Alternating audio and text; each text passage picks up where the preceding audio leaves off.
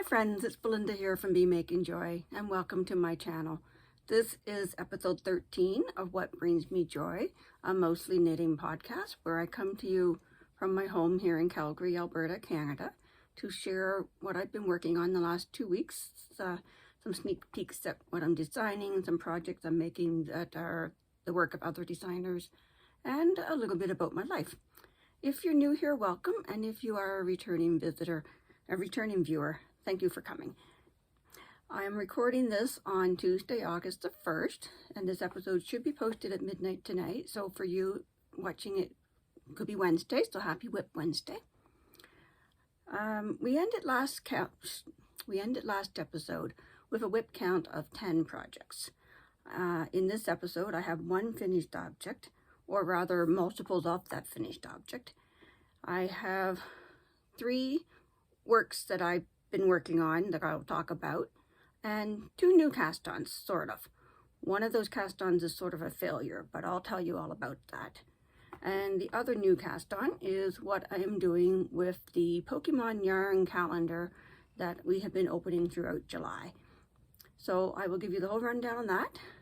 Then in the acquisitions section, I have yarn for 2 new projects that I'm going to wind up and cast on very soon. So let's get started with what I'm wearing. This is the Elana Seafoam top, a pattern that I released early July. And I'm wearing it again now because one of my acquisitions is a yarn to match it. So we'll get to that later, so stay tuned. This top was done in Nettle Soft DK by Ancient Arts Yarns in the colorway Tea and Biscuits. For finished objects, I have finished the bottle and cell phone carrier that I showed you last episode, and I've made 2 or 3 more. So I'll insert some pictures.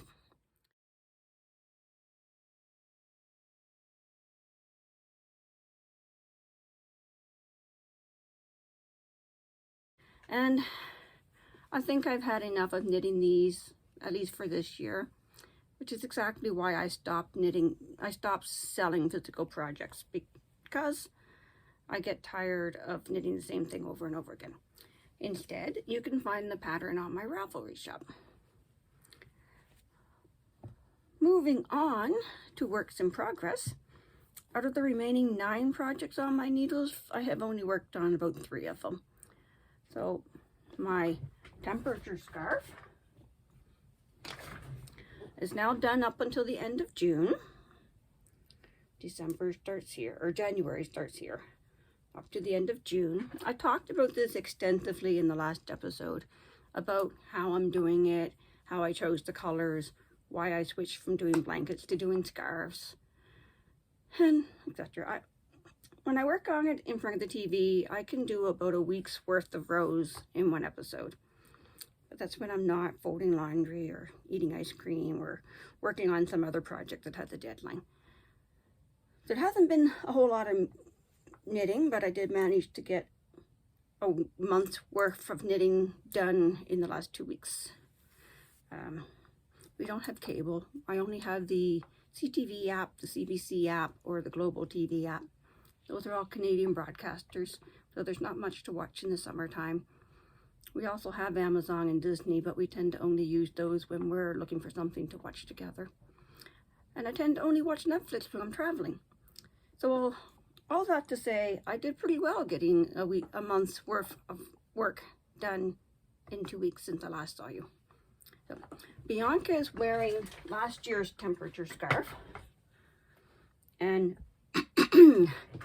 I will insert a picture here for you of 2022 and 2023 laid out side by side, so you can see the difference that's happening.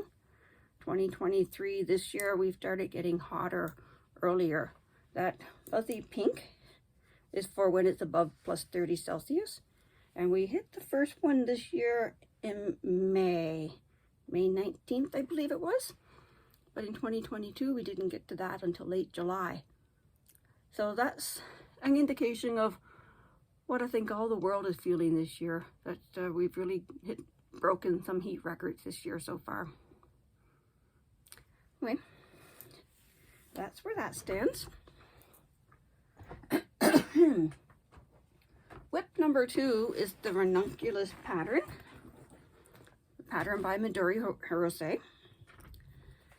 I started this July 1st. So in episode 11, I talked about it. I'm using a Lion Brand Pound of Love yarn. This is a discontinued colorway, Lavender I think it was called, but I bought tons of, too much of. Yeah. I worked through the yoke rather quickly, and then in episode 12, I was just before the splitting off for the sleeves. So that's how far I've come. I've only been working on it during knit group because it's at the easy knitting in the round, mindless knitting section. So I've only been working on it during knit group. This marker is where it was when I tried it on last, and I'll insert a picture of that where I tried it on, and I like the fit, but I'm not going to do the cropped version like the pattern was intended for. I'm going to go full length, especially since I'm using such warm yarn. I'm going to do full length sleeves, full length body, everything. So I've got a few more hours to go before I try it on again and decide. I have to check the pattern for how long the cuff is and decide where I want everything to end. So that's that. I'm using the same yarn that I did my love note in, so when they're finished we can compare them.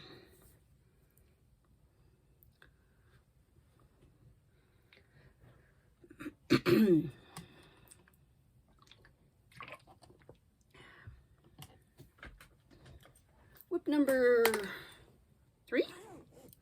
Last episode I told you that this was going to be the summer of socks for me.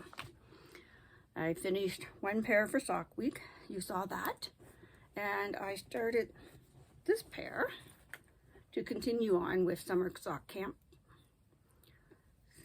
It's the Herding Cats pattern by Charlotte Stone of Stone Knits. And last episode I had just started the cuff. So I've turned the heel, working on the 3rd row of cats. And you know what, this color work knitting on such tiny needles, 2.75 I think these were. Yeah, you start the cuff on 2.25. You increase to do the color work. Decrease back for the heel. Increase again for the cats again. So yeah, it's currently on a 2.25. It's been hard on the hands. I poked a hole through my finger. It's healing now. Yeah, it's healing pretty well now. So it's slow going. When I work on it, I need the sofa. I need one color over here, one color over here. I need the pattern laid out beside me. I need my glasses, my row counter. So I think going forward, I'm going to just work on it for like 30 minutes a day. Because, yeah, I really love it. But it's been hard on the hands. I did buy, are they here? I did buy finger protectors. This one came from the dollar store. And it's too loose, too big for me. And then I remembered back 25 years ago, when I worked in an office, we used to have rubber fingers for counting money and sifting through documents. So I went to the office supply store, Staples, went looking for those and found them, and they fit better. They come in various sizes, small, medium, or large, in a 12-pack for slightly less than $6. And they're fitting nicely. And it's been very helpful, except I do have to remember when I turn it, put it on, to turn it so that these nubbings are not going to snag my yarn. They're not sharp, but they're just rough. Stem. So that's been helping. So we'll carry on with this 30 minutes a day and then break it up with knitting on other stuff.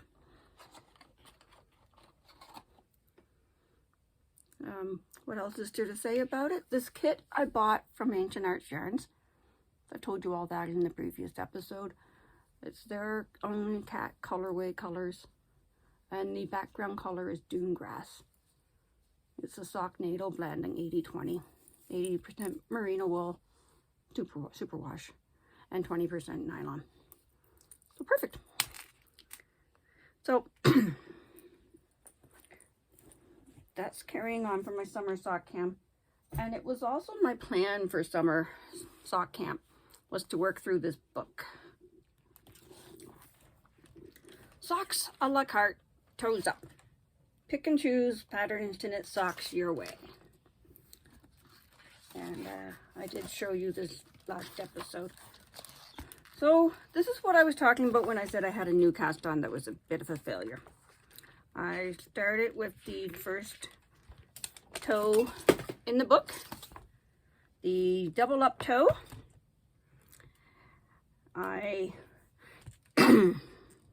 It starts with Judy's Magic Cast On, which I've mastered. But then it tells you to divide the stitches, 4 stitches on needle 1, 8 stitches on needle 2, blah, blah, blah. And then it tells you knit across needle 1 to the last stitch.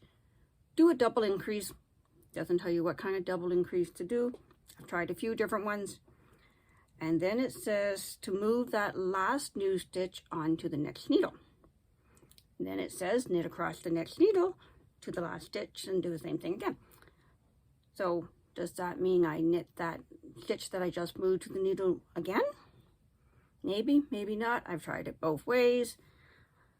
I did 5 different interpretations of this instructions. It all turned out lumpy, bumpy. No. Kept ripping it back and out, trying again. Finally I gave up, moved on to the next toe. The next toe was an origami toe.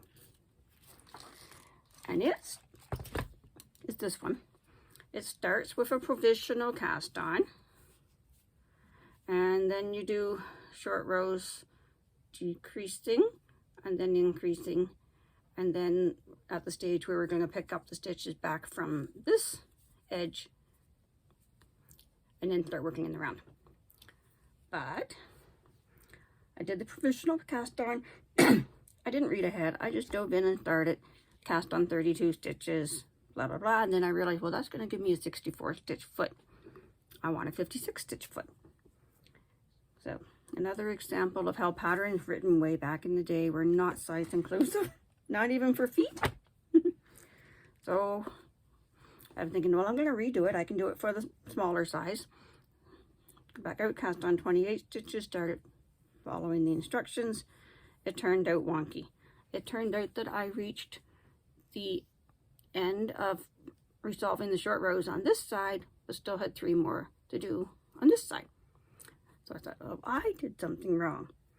Well, I better just follow the instructions as they're written. So I pulled it all back out, cast on the provisional cast on with 32 stitches, followed the instructions step by step, even used my row counter to make sure I didn't skip a row. Got the same thing. Reached the end on one side, still have 3 to resolve on the other side. It's lopsided. There's something wrong with the pattern instructions. So I've gone through it, visualized my way through it, you know, Queen's Gambit style. There's 2 rows of instructions missing. I'm sure of it. There are 2 rows of instructions missing, and I know exactly how I would write them. So, but the purpose of my doing this experiment was to find the right kind of toe that would meet my daughter's sensory issues. No lumps in the toes are her request. And this is making lumps, so we won't be using this one. I wonder if maybe if we used a German short row or a Japanese short row, that wouldn't be as lumpy. I might try that. But in the meanwhile, I got frustrated with this book. Pardon me. Then I did some Googling and some book reviews. Some other people have said this book has a lot of mistakes in it. So I tossed it in my basket here, putting in a timeout. I don't know if I'll come back and try another pattern from this book, or if I'm going to look elsewhere for patterns, because I think the newer patterns are written better. I don't know. I'm very frustrated with myself because, you know, I taught myself how to knit from a book, from the encyclopedia that I've told you about in the past. My brother saved it for me when they cleaned out mom and dad's house. I taught myself to knit from the book. I've done so many patterns since I was a teenager. Never had trouble understanding instructions until this book. I mean, the first YouTube video I ever looked up was only 2 years ago for the provisional cast on. So, poor man, poor carpenter blames his tools, but yeah, I'll give the book another chance. I'll try one more pattern from it later in the future. For the time being, it's in this basket. It's on a timeout. It's gonna live underneath my coffee table until I'm in the mood to come back to it. Because let's finish those cats first. I know Nitty Natty has a very good tutorial video on toe-up socks, so I will try that one next and see how my daughter likes those. Because if you watched last episode, she bought a yarn that she wants knee-high stockings done in a toe-up stud. I'm going to do a toe-up version so that we can use every last bit of that black light reflective yarn. But first we need to find what kind of toe and heel is going to work best for her sensory issues. So at the moment we're not counting that as a WIP. It's gone. It's off the table. The other thing I cast on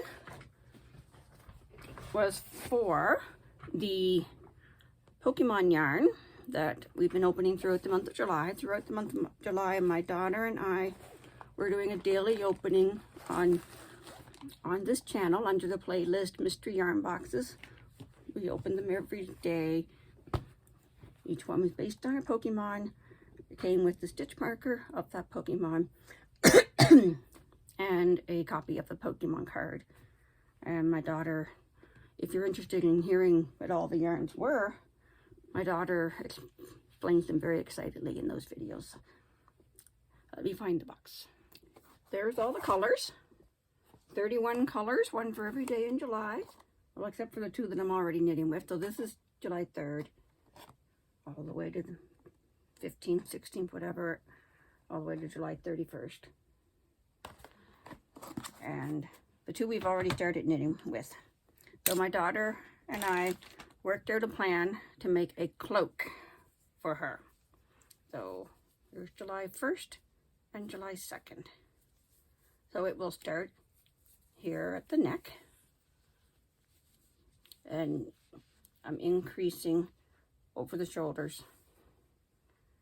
And we're working through how to add armholes as we get to that point. And we're going to come back to this cast on, this provisional cast on that we did, and do a hood. And we're working on making the hood look like a Pokeball. So I'm writing the pattern as I do it, as I work. I played around with different needle sizes before we decided on this size. So I'm using a 2.75 millimeter needle, which is the US 2. Too much of my projects have been on these 2.75 millimeter sizes recently. But that makes the best fabric with fingering weight yarn. What else to say about this? I don't know. When we get much further along, it'll mean more to show it. And there's all the stitch markers that came with them as well. Starting with the day 1, the Pokemon trainer, the gray. Yeah, I don't know if I can show you them. And we have a plan for these, because that's too many stitch markers for anyone to actually use. We are going to make buttons out of them and attach them to the cloak at each color that goes with it, if that makes sense. It's a plan. project may take a while because I always have multiple things on the go at the same time. And I can only work with tiny needles for so long. But I'm enjoying this. I'm really enjoying it. So each stripe is going to be about 1.5 inches.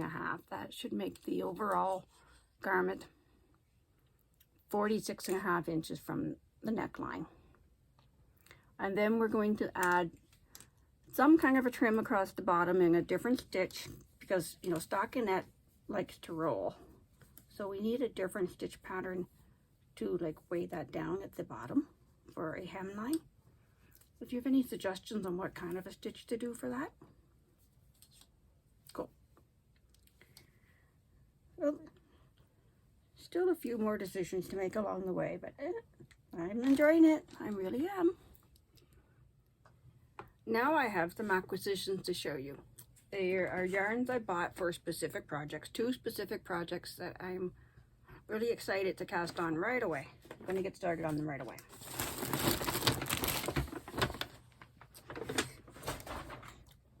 One is for a skirt to match this top.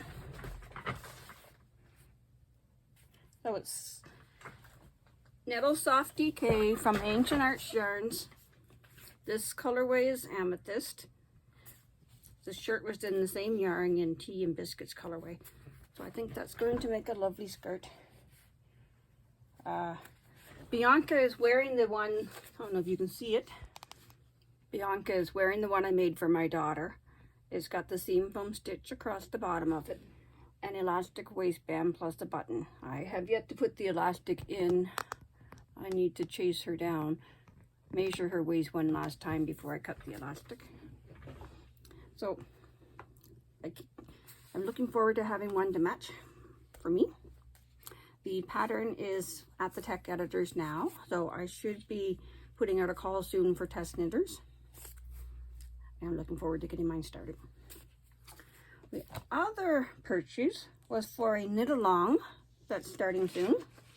Ancient Arts Yarns is doing a knit along of the Staycation Shawl, a pattern written by Caroline Summerfield, the owner of Ancient Arts. That's not her, that's one of the other staff members.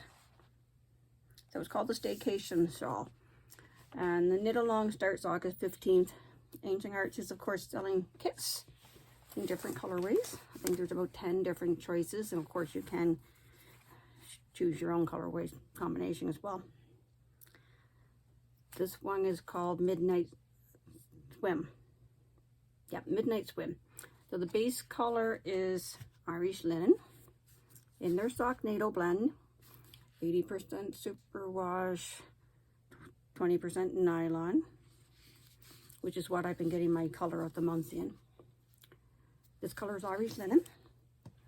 This package is called Midnight Swim. Each color has its own name, of course. So we've got African Violet, this one. This blue is a Midnight Clear. This one is called A Glimpse of Notre Dame. This one is Purple Sequins. And To Boldly Go. So, you know, I love purple, so of course this was the sequins I was going to buy. Of course. So the knit along starts August 15th. Will I wait till then to start casting on? Probably not. But I'm going to wind them up tomorrow. I'm winding these up tomorrow. Wind up a few more of those Pokemon yarns so I can carry on with that. And I need to start, I think I'll work 30 minutes at a time on one project, 30 minutes on another project, go back and forth between needle sizes so I don't overdo my hands. Yeah. So to recap, I currently have 10 projects on the needles. 5 of them seem to be in hibernation. One of them is living in the car as emergency car knitting, so it's going to get worked on randomly. The 4 that I shared today will continue to get worked on this week. But I will probably be casting on 2 more this week.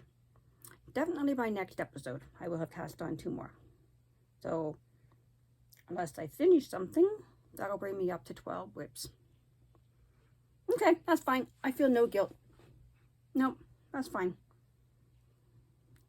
Everything I cast on eventually gets done. So, until the next episode, thanks for watching. Happy knitting, happy crocheting, happy baking, happy sewing, happy jigsaw puzzling, drawing, whatever it is that you're working on. Go find some joy. And oh yeah, like, subscribe, share, click all those things so that more people can see my channel. Thank you.